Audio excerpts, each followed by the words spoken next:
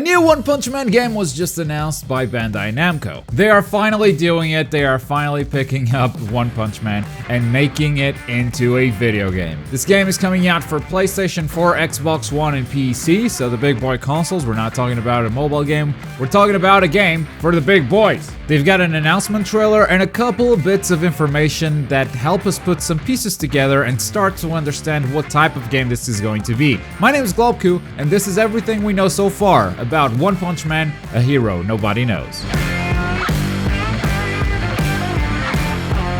So this is branded as an action fighting game, and from the trailer we can see it's another arena fighter, like many other anime games out there. Now, arena fighters definitely have their fan base, but also a lot of arena fighters in the past have been subpar when it comes to quality. Personally, I think it's a genre that still has a lot of room to grow. Just because a game is an anime fighter doesn't mean it's going to be necessarily bad. In fact, I think it's a genre that is just waiting for a smash hit of a game. As far as quality goes, I think Storm 4 and My Hero 1's Justice are the standards right now, and I would love to see One Punch Man, a hero nobody knows, go beyond that. Though this game is being developed by Spike Chunsoft, who has recently released Jump Force, which in my opinion was a step back for arena fighters. That should temper your expectations, especially once you learn that this is a 3-on-3 battle game. It is not a 1v1 like many other arena fighters, it is a 3v3 just like Jump Force. It is even coming from the same developer, and both games share some DNA that is noticeable during the trailer. We'll be breaking down exactly what's happening in this trailer later in the video, but first let's talk about some features. We have a few confirmed characters so far: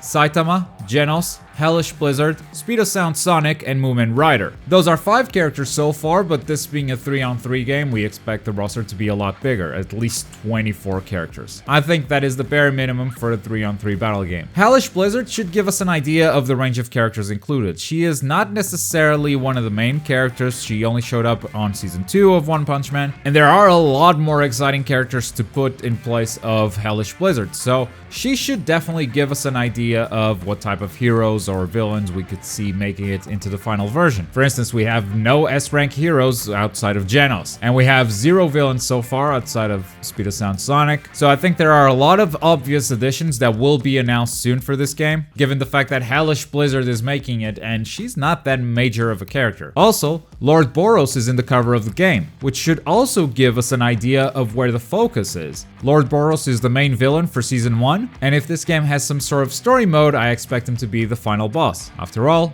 he is in the cover. With this game being announced for PS4, Xbox One, and PC, it should also give us an idea of the release date. They haven't shared any specifics, we don't know if it's coming out 2019, 2020, but with new consoles coming out in the near future, they are rumored to come out next year. This is a good indicator that this game will be coming out in the near future. And when I say near future, I say early 2020 at the most. Though Bandai Namco is probably looking at Dragon Ball Z Kakarot and trying not to have this game conflict with that one. Still, there's enough space in early 2020. They can release both games 1 month apart from each other and not have them fight for the spotlight. For the English dub fans, no English dub has been confirmed so far. No English dub has been announced. The only language announced is Japanese. They've announced a bunch of languages for subtitles, but no English dub. So if that's a big deal for you, I'm sorry, but I don't see it happening. Also, local multiplayer has been confirmed, probably in the form of versus fights. In the game with the behind-the-back camera like this, it's sometimes tricky to bounce the camera between the two sides, but they've done it in Jump Force. Not successfully in my opinion. It's not great playing a local Jump Force with the camera jumping between the two players, but it is a feature, and I would rather this be in the game that just not have local multiplayer at all. Now, as far as game mechanics go, and perhaps the most exciting part of this video, all we have is the trailer, but there's a lot we can break down on the trailer. It's a behind-the-back camera, as I mentioned, though a bit more sideways than Jump Force, and Jump Force is a very good starting point for analyzing this game. I can see some similarities already, and those similarities go beyond the 3v3 fighting system. This game shows off one character at a time, and it starts with Saitama. The first shot we get is probably an intro pose or a cinematic of some sort. Then we have a rapid punch ability, which would probably work similar to Jotaro's or Dio's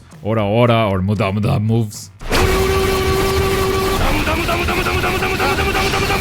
Speed of Sonic then attacks Saitama, and Saitama just doesn't take any damage. He's just standing there. So I believe this is also an ability from Saitama, something you activate, and hey, anything you throw at me right now, it won't have any effect. And then the camera zooms in on him, and this is either an ultimate activation or a victory pose. Then we move on to Genos. His portion of the trailer also opens up with a cinematic. When it cuts to actual gameplay, you can see that Speedo Sonic has been knocked down. So this is probably the end of a Genos combo where he is activating a special attack, and this special attack dashes in, and once he does that and connects with a kick, you get a cinematic special. Then we see him hitting Saitama, and Saitama once again is just no-selling the crap out of his hits, once again using that ability we mentioned before. And then he goes into an ultimate ability, and we can't really see if Saitama's been blown away or not. So unfortunately, that's all we can tell about these abilities so far. Then we move on to Hellish Blizzard, and when we cut to gameplay with Hellish Blizzard, she's actually not on stage. So what we're gonna see here is the tag mechanic. You can see Genos going in for an attack,